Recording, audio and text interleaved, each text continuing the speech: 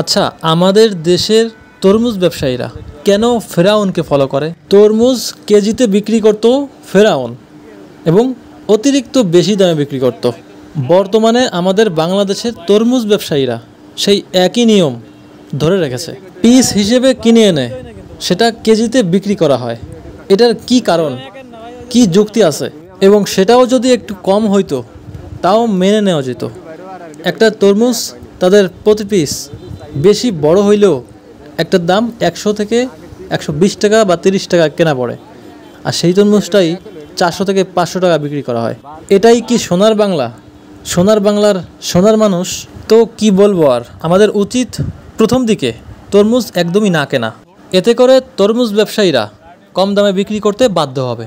দেখেন, আমাদের দেশের অনেক মানুষ আছে যারা তরমুজ কিনে খেতে পারে না দামের কারণে। তো তাদের দিকে বিবেচনা করে এই উদ্যোগটা নেওয়া উচিত।